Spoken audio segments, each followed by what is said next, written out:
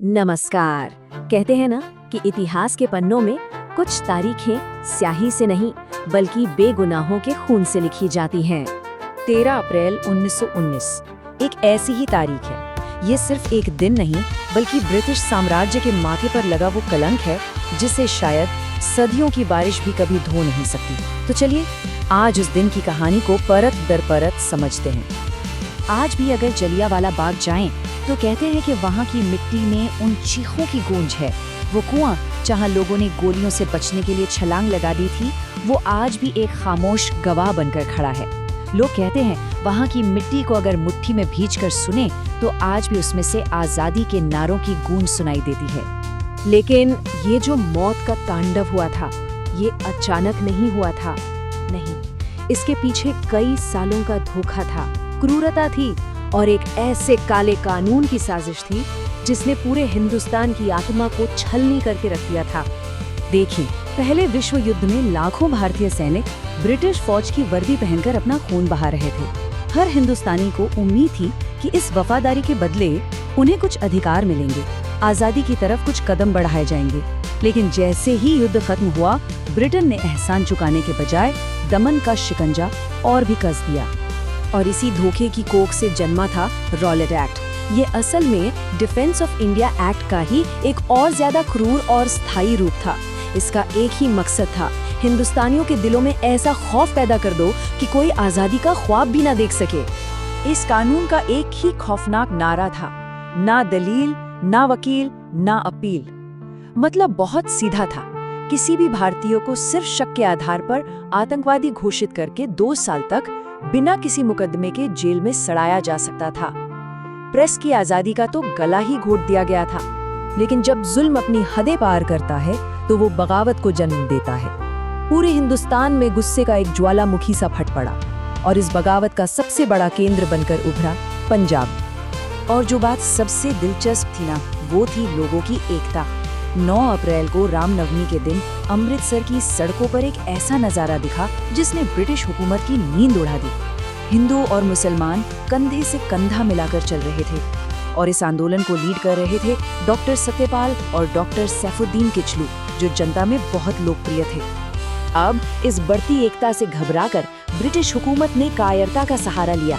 10 अप्रैल को deputy commissioner ने इन दोनों नेताओं को धोखे से गिरफ्तार कर लिया और गुपचुप तरीके से धर्मशाला की जेल में भेज दिया। बस ये एक चिंगारी थी जिसने पूरे शहर को बारूद के ढेर में बदल दिया। और फिर आई 13 अप्रैल 1919 की वो मनहूस सुबह। उस दिन पंजाब का सबसे बड़ा त्योहार बैसाखी का दिन था। दूर दराज के गांवों से किसान अपने परिवारों के साथ अमृतसर के स्वर्ण मंदिर में मत्था टेकने आए थे। शहर में एक तरफ त्योहार की रौनक थी तो दूसरी तरफ आने वाले तूफान की खामोशी।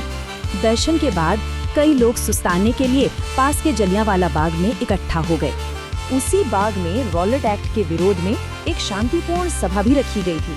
तो धीरे धीरे त्योहार मनाने वाले, प्रदर्शनकारी सब मिलकर करीब 20,000 लोगों की भीड़ वहां जमा हो गई। उन्हें जरा भी अंदाजा नहीं था कि मौत उनकी तरफ ही बढ़ रही है। और जो बात इस स्थिति को और भी भयानक बनाती थी, वो थी उस बाग की बनावट। देखिए, बाग चारों तरफ से ऊंची ऊंची दीवारों से घिरा हुआ था और अंदर बाहर जाने का रास्ता सिर्फ एक संकरा सा रास्ता। और जनरल डायर अपनी 90 सैनिकों की टुकड़ी के साथ ठीक उसी रास्ते को बंद करके खड़ा हो गया।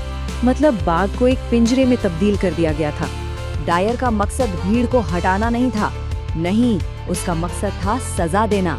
उसने बिना कोई चेतावनी दिए सीधे गोली चलाने का हुक्म दे दिया और अगले 10 मिनट तक बस गोलियों की गगनभेदी गड़गड़ाहट गूंजती रही। सैनिकों को जानबूझकर उन जगहों पर निशाना लगाने को कहा गया जहां भीड़ सबसे ज्यादा घनी थी।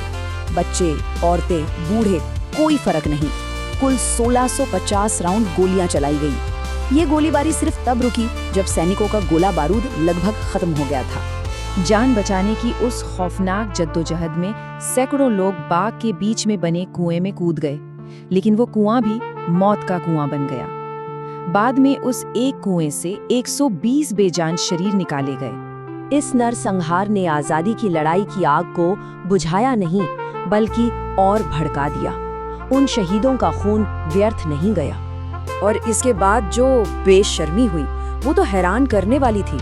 एक तरफ जहां पूरे भारत में इस हत्याकांड की निंदा हो रही थी, वहीं ब्रिटेन में हत्यारे जनरल डायर का स्वागत एक हीरो की तरह किया गया। उसे पंजाब का रक्षक कहा गया, हाउस ऑफ लॉर्ड्स में उसकी तारीफ हुई और तो और चंदा इकट्ठा करके उसे 26,000 पाउंड की भारी भरकम रकम दी गई। इस अन्याय ने हर हिंदुस्तानी के सीने में आग लगा दी। गुरुदेव रविंद्रनाथ टैगोर ने अपनी नाइटहुड की उपाधि लौटा दी। गांधी जी ने अपना कैसर हिंद का पदक वापस कर दिया और एक 12 साल का लड़का भगत सिंह उस बाग की खून से सनी मिट्टी को एक शीशी में भरकर कसम खाई कि वो अपने देश को आजाद कराकर ही दम लेंगे। लेकिन इस कहानी का सबसे असाधारण अध्याय अभी बाकी था।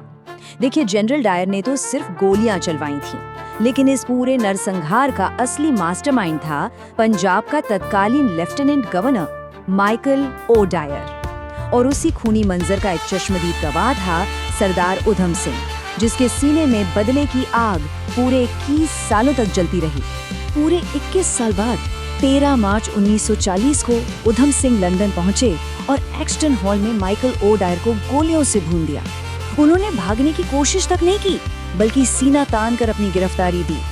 उनके ये शब्द उनकी अटूट हिम्मत को आज भी बयां करते हैं। जलियांवाला बाग की शहादत, भगत सिंह का जज्बा और उधम सिंह का वो 21 साल का प्रतिशोध, ये सब हमें एक सवाल पर लाकर छोड़ देते हैं कि क्या हिंदुस्तानी अपने बेगुनाहों का बहा एक एक कतरा खून कभी भूलते हैं? इस देश की आत्मा में बलिदान की स्मृति कितनी गहरी है, इसका जवाब शायद इसी सवाल में छिपा है। जय हिंद।